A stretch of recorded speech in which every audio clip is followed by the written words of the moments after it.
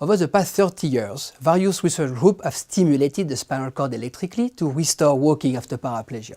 And after intense rehabilitation, a select few individuals were able to take a few steps, but only with electrical stimulation. And nobody understood why.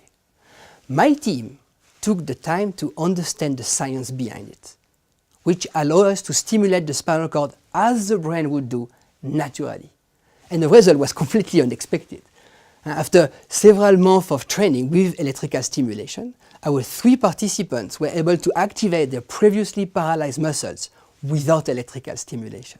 I mean, they could even take a few steps over ground hands-free without any support. For me, seeing this recovery was amazing. So for me, it was incredible to see all these patients moving their legs without electrical stimulation. While these results are incredible, they are not completely unexpected because we have observed the pronounced growth of new nerve connections in rats when delivering the exact same intervention. Instead of applying continuous electrical stimulation, the Swiss team developed targeted electrical stimulation that promotes a physiological activation of the spinal cord. This means that trains of electrical pulses are delivered at specific locations which are controlled in real time in order to mimic how the brain normally activates the spinal cord. Within a few weeks, this Swiss precision allowed hands-free walking in people who had sustained a spinal cord injury more than 4 years ago. So how does it work?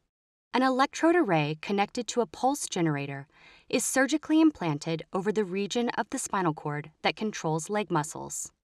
So this surgery needed to be very precise in order to target all the muscles of the legs. So for me, it was amazing to work with a team of engineers who came with their cutting-edge technologies to guide my surgery. The timing of the stimulation is controlled in real time to coincide with the intended movements of the legs. Voluntary leg movements stop as soon as the electrical stimulation is turned off, but resume immediately when the stimulation is switched on again. One of the key moments, I would say, was when I started walking hands-free on the treadmill. A lot of bodyweight support, but really letting the bars go and do 1, 2, 3 steps without using my hand was really crazy because I just couldn't do it before. Yeah, 3 steps! All our participants regained control over their paralyzed muscle, but they still worked a lot better with the electrical stimulation, which compelled us to develop a very practical technology that they could use in their everyday life. A watch that responds uniquely to their own voice allows each participant to switch the stimulation on and off. Wireless technologies control the timing of electrical stimulation in real time, enabling the individuals to walk freely in ecological settings. 3 participants were involved in the study, and they are all regaining some autonomy.